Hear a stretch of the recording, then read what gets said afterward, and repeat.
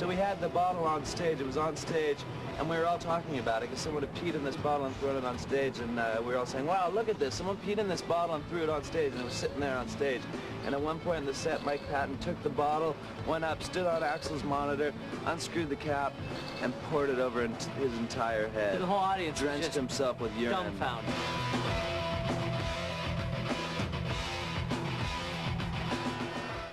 Interesting. Old friend thing, sort of. Absolutely not. I'm happy to see Metallica and all. They're a bunch of good guys. A lot of fun. But having problems with Guns N' Roses? No, they have no problems at all. Being treated quite well, actually. Yeah, everything going good so far in the first part of the tour? Yeah, everything went great. Have you ever been on a stadium tour before? Yeah, a little bit. Yeah. This last tour we did with Guns N' Roses was a European stadium tour. We did part of a stadium tour with Metallica as well. We did Billy Idol, Robert Plant. We're old hands at this, man. So see your Stadium Masters now. Stadium Masters, that's right. Faith No More, Stadium Masters. Like, we open up for just about every band, but we just can't figure out how to do it ourselves, so we're probably destined to repeat this for at least another 30 years. Right now, let's play a video from sure if it's coming by you know about it already. Are there any cities that you're really looking forward to playing? New Orleans. New Orleans is... Play there. Oh, you've never played there? Well, we have, but a long time ago, I guess. Because New Orleans is a pretty sick place. Sick? I mean that in a good way. What do you mean by that? Have you been to New Orleans? Don't you think New Orleans has got like a certain vibe to it? I mean, I hate saying that word because it sounds kind of weird. No, I think it's a beautiful city. I think you've watched too many movies. No, I've been to New Orleans. That's why I'm saying that. All right. And I do have watched too many movies. Anyways, we were talking about the tour, going out to all the towns. Now, is this like, I know a lot of tours, you play a show and then the next day you've got to play a show. Do you have a lot of downtime? I mean, are there a couple days off between shows? Yeah, it's pretty cushy. Like, we'll play a show and then have a couple days off.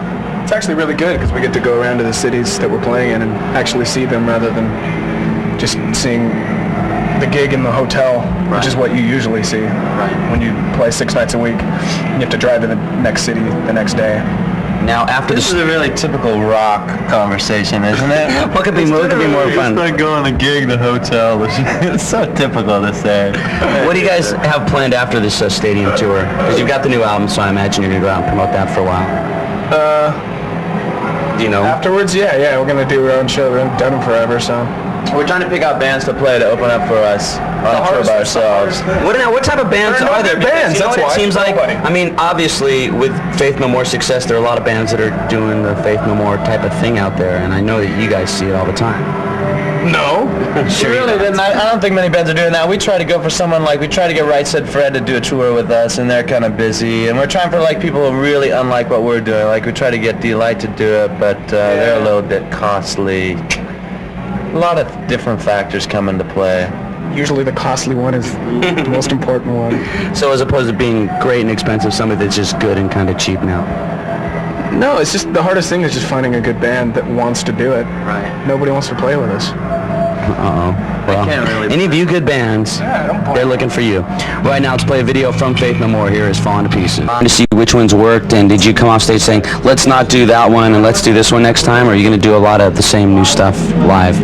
That's kind of tricky because, that's kind of tricky because we have a certain amount of time. There's stuff that we want to do. Those generally are the songs that we end up trying first, or the songs that we want to do. There's a couple of songs on the new record, like, say, Jizzlobber, or whatever, things like that are a little heavier that we want to try. Because I liked Aggressive.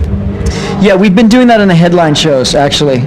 When we've been doing a longer set, that was the first one that we threw in. Other stuff like Small Victory and Malpractice and Everything's Ruined is probably going to come later too, but we just really haven't had the time to do everything. You know, as it is, I think doing 7 songs new out of what, 14 or so, that's a pretty high ratio anyway, so, it's, but it works, yeah. So you ask about how does it work, everything has worked fine, everybody's been real responsive and stuff, it's been good. Okay, well, thanks a lot, and good luck with the rest of the tour. And right now, let's play a video from another band that's part of this massive, massive summer tour. Here's Metallica.